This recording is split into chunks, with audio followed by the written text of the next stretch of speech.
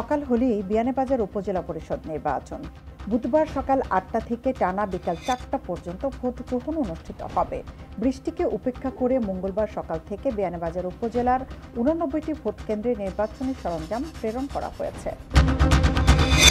গোলাপগঞ্জে কৃষকদের মধ্যে কৃষি যন্ত্রপাতি বিতরণ করা হয়েছে। আধুনিক প্রযুক্তির মাধ্যমে সিলেট অঞ্চলের কৃষি উন্নয়ন প্রকল্পের আওতায় সোমবার এই যন্ত্রপাতি বিতরণ অনুষ্ঠানে প্রধান অতিথি ছিলেন শিক্ষা মন্ত্রণালয়ের সংসদীয় স্থায়ী কমিটির সভাপতি নুরুল ইসলাম নাহিদ এমপি। গোলাপগঞ্জ উপজেলা পরিষদের চেয়ারম্যান হিসেবে শপথ নিয়েছেন আওয়ামী লীগ নেতা ও বিশিষ্ট ব্যবসায়ী মঞ্জুর কাদের শাফি চৌধুরী এলিন।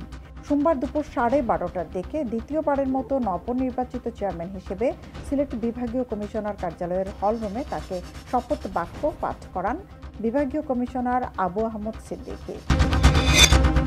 ঘূর্ণিঝড় রিমালের প্রভাবে সিলেটে সোমবার রাত থেকেই প্রবল বৃষ্টিপাত হচ্ছে, সঙ্গে রয়েছে দমকা হাওয়া।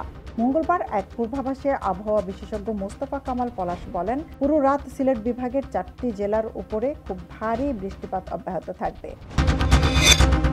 ষষ্ঠ উপজেলা নির্বাচনের প্রথম ধাপে অনুষ্ঠিত সিলেট বিভাগের 11টি উপজেলার নির্বাচিত জনপ্রতিনিধিরা শপথ গ্রহণ করেছেন। সোমবার সিলেট বিভাগীয় কমিশনার কার্যালয়ের হলরুমে 2 ধাপে নির্বাচিত চেয়ারম্যান, ভাইস চেয়ারম্যান ও মহিলা ভাইস চেয়ারম্যানগণ শপথ গ্রহণ করেন।